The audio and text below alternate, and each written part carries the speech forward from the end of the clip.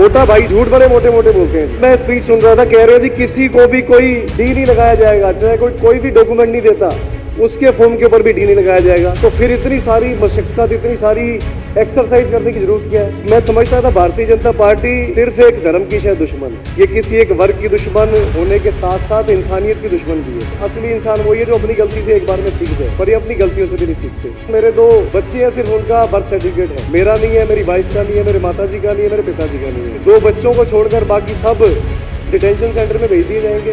इन हवाओं से कह दो कि खुद को आजमा कर दिखाए, बहुत दिए बुझा दिए हैं, अब कुछ दिए जला कर दिखाए। ये असली मुद्दों से ध्यान भटकाना चाहते हैं। ये जो आए दिन एजेंसीज का मिसयूज करते हैं, कभी आईबी का, कभी किसी चीज का, उन सब चीजों से ध्यान भटकाना चाहते हैं कि सारा देश लाइनों में लग जाए और ये इन चीजों के ऊपर से देश का ध्यान हट जाए। लाइव टीवी, सच सबसे आगे।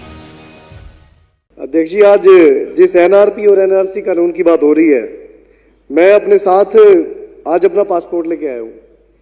इस पासपोर्ट के ऊपर अध्यक्ष जी मेरा डेट ऑफ बर्थ भी लिखा है, प्लेस ऑफ बर्थ भी लिखा है और साथ साथ सबसे इंपॉर्टेंट चीज मेरी राष्ट्रीयता, नेशनैलिटी मोटे मोटे तौर पर इंडियन करके लिखी है।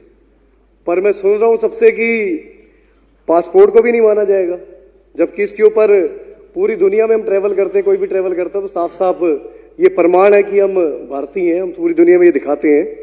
और आज हैरानी इस चीज की हो रही है अध्यक्ष जी कि मैं समझता था भारतीय जनता पार्टी सिर्फ एक धर्म की शायद दुश्मन है, पर मेरे को ध्यान आ रहा है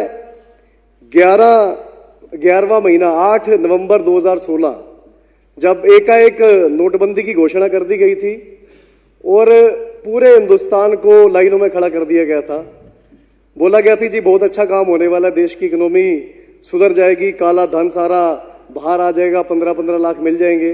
पर क्या हुआ अध्यक्ष जी, बेहिसाब लोग लाइनों में खड़े होकर मर गए, किसी का हार्ट फेल हो गया और कोई उसका फायदा नहीं हुआ। जब आंकड़े सामने आए तो ये पता चला जी 1 रुपए का भी फायदा नहीं हुआ। तो ये जो पार्टी है ये किसी एक वर्ग की दुश्मन होने के साथ साथ इंसानियत की दुश्मन भी है।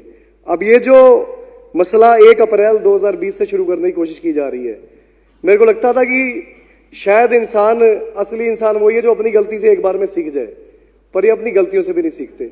अब फिर से 1 अप्रैल 2020 से जो शुरू करने जा रहे हैं, फिर से हर भारतीय का नुकसान होने जा रहा है। अध्यक्ष जी, मैं अपनी फैमिली में चेक कर रहा था कि जन्म प्रमाण पत्र किस किस के हैं, दोस्तों से पूछा, अपने परिवार में देखा तो मेरे 2 बच्चे हैं, सिर्फ उनका बर्थ सर्टिफिकेट है, मेरा नहीं है, मेरी वाइफ का नहीं है, मेरे माताजी का नहीं है, मेरे पिताजी का नहीं है। तो उसका क्या मतलब हुआ अध्यक्ष जी कि 2 बच्चों को छोड़कर बाकी सब डिटेंशन सेंटर में भेज दिए जाएंगे।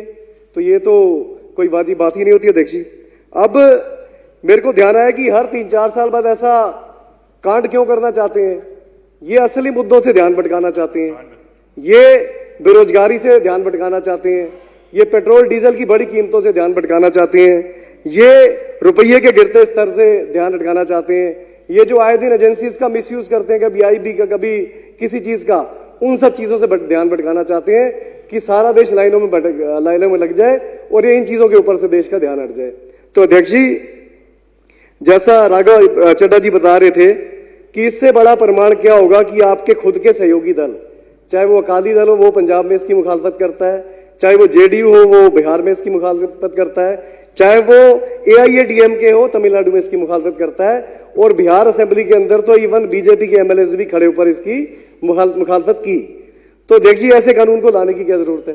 तो मैं उस प्रस्ताव का जो माननीय मंत्री जी ने पेश किया है पूरी तरह से समर्थन करता हूं। और जो देश के गृह मंत्री हैं जिनको प्यार से मोटा भाई कहा जाता है, अब मोटा भाई इसलिए कहा जाता है कि झूठ बड़े मोटे मोटे बोलते हैं जी।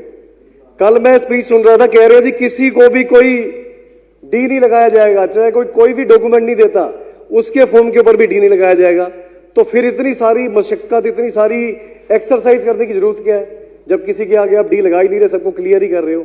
तो हर कदम कदम पे देश को गुमराह किया जा रहा है, सबसे झूठ बोला जा रहा है। और जैसा दिलीप भाई ने बोला, बहुत इंपॉर्टेंट पॉइंट है, आज जहां देश में इतनी अर्थव्यवस्था डाउन होती जा रही है तो इतना खर्चा कहां से आएगा, जो हजारों करोड़ रुपए का बजट इसमें लगेगा वो कहां से आएगा। तो देश को, भारतीय जनता पार्टी की केंद्र सरकार को इस समय सही दिशा में लेके जाने की जरूरत है। जो अर्थव्यवस्था है उसको संभालने की जरूरत है। जितनी एनर्जी, जितना खर्चा इस एनपीआर की एक्सरसाइज में होना है, एनआरसी में अल्टीमेटली शिफ्ट होना है, उसको असली मुद्दों पे लगाया जाए। और मैं अपनी बात को यहीं पे खत्म करता हूं एक लाइन के साथ कि इन हवाओं से कह दो कि खुद को आजमा कर दिखाए। बहुत दिए बुझा दिए हैं, अब कुछ दिए जलाकर दिखाए। बहुत नुकसान इस देश का भारतीय जनता पार्टी कर चुकी है। कुछ अच्छे ऐसे काम करें जिससे देशवासियों को कुछ राहत मिले। और इस बात के साथ मैं मंत्री जी के इस प्रस्ताव का पूरी तरीके से समर्थन करता हूं। बहुत बहुत धन्यवाद। लाइव टीवी, सच सबसे आगे।